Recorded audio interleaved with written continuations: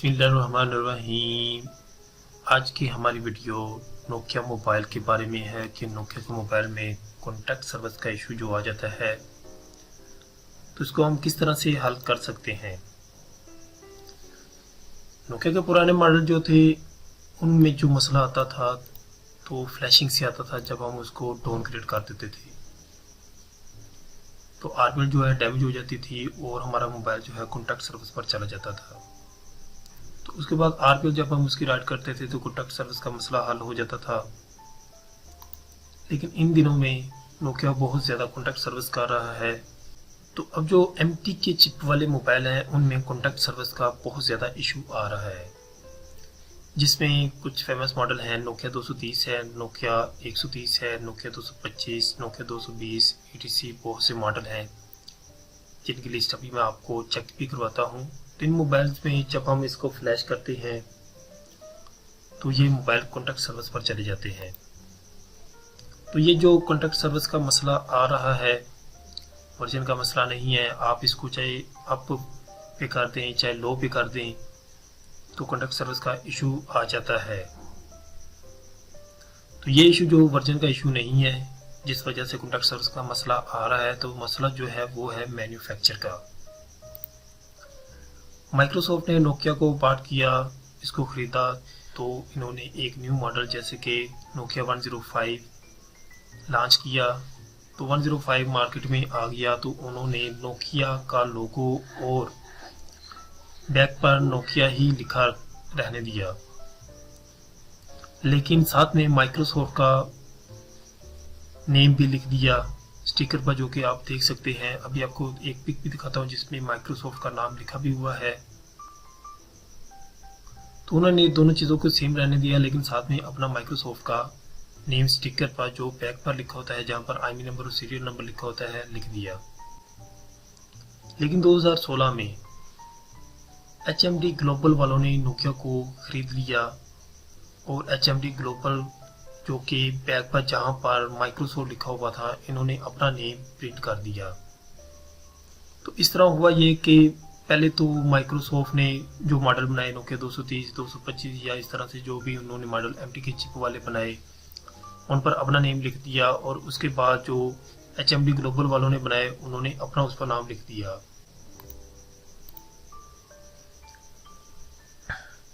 तो इशू ये हुआ, जैसे कि आपको मैं एक पिक में दिखाता हूँ, देखें ये दोनों मॉडल सेम ही है। नोकिया 130 है, ARM 1035 इसका मॉडल है। तो ये देखिए यहाँ पर माइक्रोसॉफ्ट मोबाइल लिखा हुआ है जो कि माइक्रोसॉफ्ट ने लॉन्च किया था, और यहाँ पर HMD ग्लोबल लिखा हुआ है। यानी ये मॉडल जो है वो माइक्रोसॉफ्ट वालों ने बनाया था और ये HMD ग्लोबल वालों ने बनाया था। तो अब मसला मैन्युफैक्चर का आ गया, दोनों मॉडल सेम है, पता नहीं चलता है। जब हम इसको इस पर फ्लैश कर देंगे, इस वर्जन को इस मोबाइल पर फ्लैश कर देंगे तो कॉन्टैक्ट सर्विस का इशू आएगा। या हम HMD ग्लोबल वाले वर्जन को माइक्रोसॉफ्ट वाले मोबाइल पर कर देंगे जो कि माइक्रोसॉफ्ट ने बनाया था, तो कॉन्टैक्ट सर्विस का मसला बनेगा। तो अब हम इस मसले का हल क्या है, हम कैसे इससे बच सकते हैं ताकि हमें कॉन्टैक्ट सर्विस का इशू ना आए। तो नोकिया का बेस्ट टूल है, इसको हम ओपन करते हैं, जिससे नोकिया के तकरीबन ऑलमोस्ट सब मोबाइल फ्लैश हो जाते हैं। तो Nokia best PP5 service tool जो कि ओपन हो चुका है। तो यहाँ से हम एमटी के चिप वाले मॉडल सेलेक्ट कर सकते हैं। एमटी के मीडिया टैब में जाएंगे, फ्लैशिंग में जाएं तो यहाँ पर आपको जैसा कि नज़र आ रहा है RM 944 है, RM 945 है, RM 969 है, RM 1011 है, RM 1035 है, जो कि बैक स्टिकर पर नोकिया के मॉडल्स के लिखा होता है। तो ये वो मॉडल है जिनमें ज़्यादातर कॉन्टैक्ट सर्विस का मसला अभी आ रहा है, लेटेस्ट मॉडल है। तो हमने देखना ये है कि हमारा मोबाइल जो है वो कॉन्टैक्ट सर्विस में जाएगा या नहीं जाएगा, तो हम इसको किस वर्जन पर फ्लैश करें जिससे हमें कॉन्टैक्ट सर्विस का इशू ना हो। तो सबसे पहले तो हमने RPL ओनली पर क्लिक करना है, फुल रीड फ्लैश नहीं करना। RPL पर क्लिक करेंगे और रीड फ्लैश पर क्लिक करेंगे। तो मोबाइल को हमने अटैच कर देना है बैटरी डालकर। तो हमें कुछ इंफॉर्मेशन अपने मोबाइल के बारे में मिलेगी। ये देखें, तो यहाँ पर जैसा कि आप देख सकते हैं प्रोजेक्ट आईडी क्रिस्टल 10.0.1.11, तो इस वर्जन पर मेरा मोबाइल जो है वो फ्लैश हुआ है। तो अब हम इसको सेम वर्जन पे फ्लैश कर देंगे तो हमें कॉन्टैक्ट सर्विस का मसला नहीं आएगा, क्योंकि ये हमारे मोबाइल का वर्जन है जो कि पहले इंस्टॉल है। इसमें हमारा मोबाइल लोगो पर रुका हुआ है, या पिन कोड है, पैटर्न कोड है, जो भी आप इसको फ्लैश करना चाहते हैं, तो इससे हम सिंपल तौर पर इसको फ्लैश करेंगे इस वर्जन पर और हमें कॉन्टैक्ट सर्वर का इशू नहीं आएगा। लेकिन अगर आपके पास पहले से मोबाइल कॉन्टैक्ट सर्विस में है और आपके पास आता है, तो आपको कैसे पता चलेगा कि ये मोबाइल हमारा कॉन्टैक्ट सर्विस से निकल सकता है या नहीं। तो यहाँ पर ये देखें, CBR is okay, match with PP serial number, phone security is alive. Alive का मतलब ये है कि हमारे मोबाइल की जो सिक्योरिटी है वो डैमेज नहीं हुई है। हमारा मोबाइल कॉन्टैक्ट सर्विस में तो है, लेकिन इसको हम रिकवर कर सकते हैं सॉफ्टवेयर करके,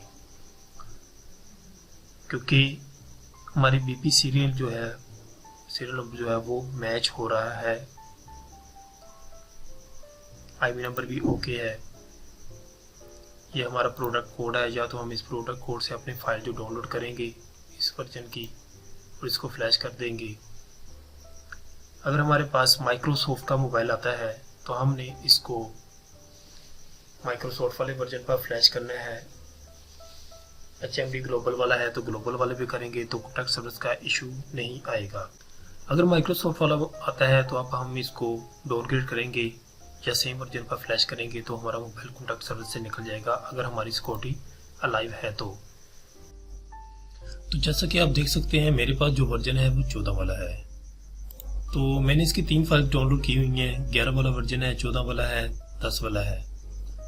तो मेरे पास जो मोबाइल में वर्जन है वो 10.0.1.11 था, तो इस वर्जन को ही मैं सिलेक्ट करूंगा। अगर हमारे मोबाइल पर कोड वगैरह लगा हुआ है तो मैं जिस सिक्योरिटी सेटिंग पे क्लिक कर दूंगा, इससे हमारे कोड वगैरह डिलीट हो जाएंगे। तो अभी आपको मैं इसको फ्लैश करके दिखाऊंगा और हमारी सिक्योरिटी भी जो है वो डेड नहीं होगी, उसको कोई मसला नहीं बनेगा, डैमेज नहीं होगी और मोबाइल कॉन्टैक्ट सर्विस में नहीं जाएगा।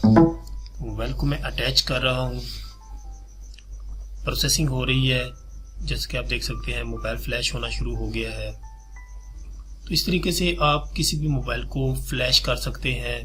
MTK चिप वाले Nokia 130, Nokia 225, 230 है, 225 है, 220 पे है, इस तरह से बहुत से मॉडल हैं जो कि MTK चिप वाले बने हुए हैं। नोकिया का ये बेस्ट टूल है, नोकिया बेस्ट के नाम से।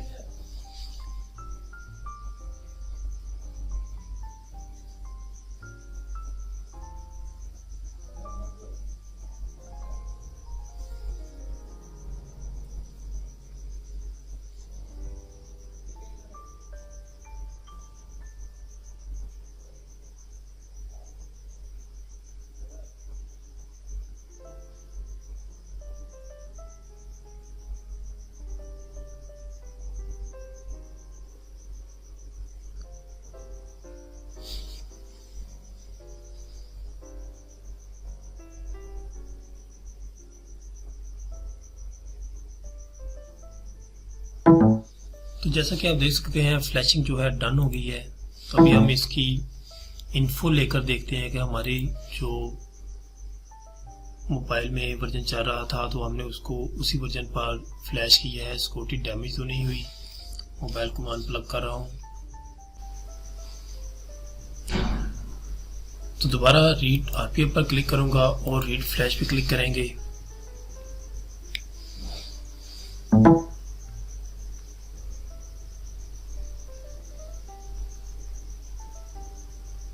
तो ये देखें हमारी जो सिक्योरिटी है वो डैमेज नहीं हुई और ना ही मेरा मोबाइल जो है कॉन्टैक्ट सर्विस में गया है और हमारा वही वर्जन है जिस वर्जन पहले था।